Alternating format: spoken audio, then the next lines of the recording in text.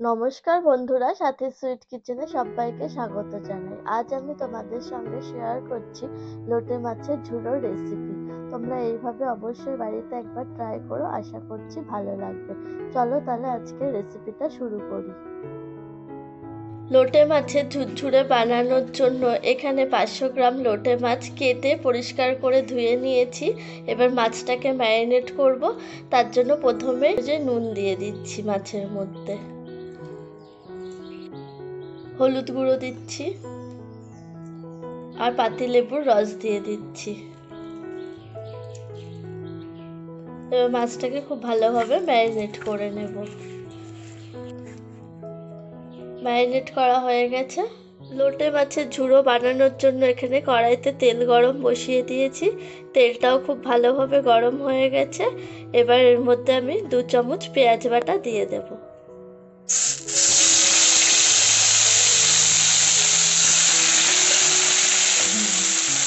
এবার এখানে আমি 1 চামচ রসুন বাটা দিয়ে দিচ্ছি। খুব ভালোভাবে মিক্স করে নেব। এবার এর মধ্যে আমি 1 চামচ লঙ্কা গুঁড়ো দিয়ে দিচ্ছি, 1/2 চামচ জিরের গুঁড়ো, 1/2 চামচ ধনের গুঁড়ো দিয়ে দিলাম, 1 চামচ হলুদ গুঁড়ো দিচ্ছি। সব মশলাগুলোকে খুব ভালোভাবে মিক্স করে কষিয়ে নেব। মশলাটা আমার খুব ভালোভাবে কষানো হয়ে গেছে। এবার এর মধ্যে আমি স্বাদ অনুযায়ী একটু নুন দিয়ে দেব। আবারও খুব ভালোভাবে মিক্সড করে নিচ্ছি। এবার এখানে আমি লোটে মাছগুলো দিয়ে দেব।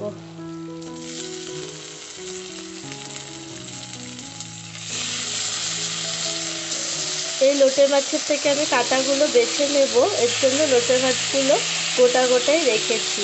মাঝখান থেকে কেটে নিলে লোটে মাছের কাঁটা ছাড়াতে খুব অসুবিধা হয়। আপনারাও এভাবেই গোটা গোটা রেখে মাছের থেকে কাঁটা বেছে নেবেন। এবার এটাকে আমি 2 মিনিটের জন্য ঢাকা দিয়ে রেখে দেব।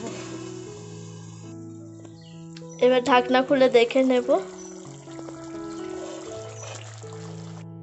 এবার একটা চামচের সাহায্যে মাছের মাঝখান থেকে কাঁটাটাকে আস্তে আস্তে বের করে নেব। মাছটাকে হালকা করে ফাঁকা করে নিয়ে মাছের মাঝখান থেকে এইভাবে কাঁটাটাকে বার করে নিতে হবে। একইভাবে আমি সব মাছ থেকে এইভাবে কাঁটাগুলোকে বার করে নেব।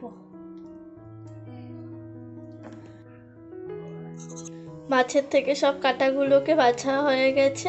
এবারে ঝোলটাকে একটু ফুটতে দেব। মাখা মাখা হয়ে আসলে ধনেপাতা দিয়ে দেব। ঝোলটা আমার অনেকটাই শুকিয়ে এসেছে। সব শেষে এখন আমি এর মধ্যে ধনেপাতা কুচি ছড়িয়ে দেব। ধনেপাতাটা আমরা খুব ভালোভাবে মিক্সড করে নেব।